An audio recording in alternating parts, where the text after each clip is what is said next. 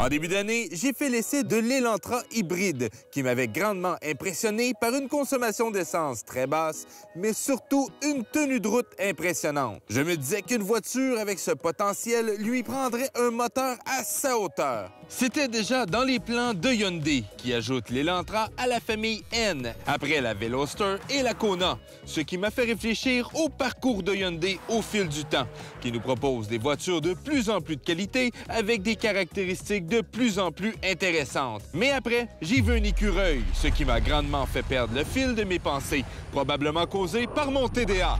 N. T'étais rendu à N? N. Expliquer pourquoi que c'est... Pour Nürburgring. Faut que tu développes pour la vidéo. Ah, OK. Et voici l'Elantra N. Elle est alimentée par un 4 cylindres 2 litres turbo à plat qui développe 276 chevaux et 289 pieds de couple. Elle boucle 0-100 en 5,3 secondes. Oui, elle est performante.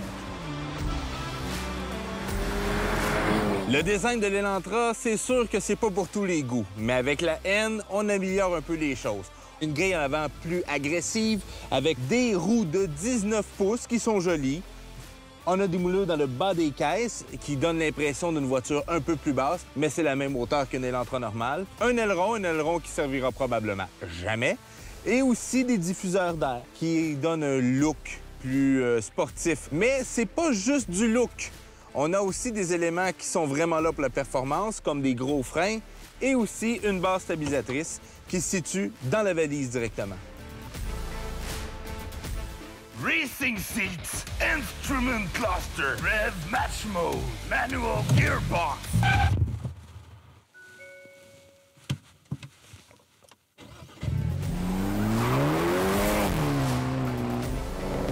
Qu'est-ce qui est le fun avec une Elantra N, c'est que dans la vie de tous les jours, c'est une voiture confortable, économique. Mais si une journée vous vous sentez un peu plus sportif, il y a ce petit bouton ici qui permet de mettre la voiture en mode sport. Qu'est-ce que c'est le mode sport sur une Elantra N? Eh bien, ça raffermit la suspension, ça vous donne accès à tous les chevaux que le moteur est capable de développer. On a la post-combustion qui permet la pétarade quand on lève le pied et on a une bonne vieille boîte manuelle, mais pour les milléniaux, pas de problème. On a encore la boîte automatique 8 rapports à double embrayage qui est en option.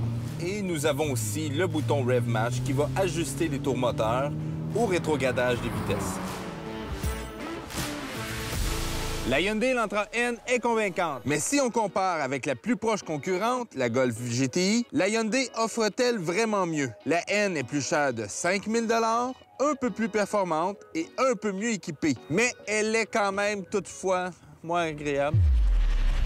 Johan? Moins agréable à conduire. Ah.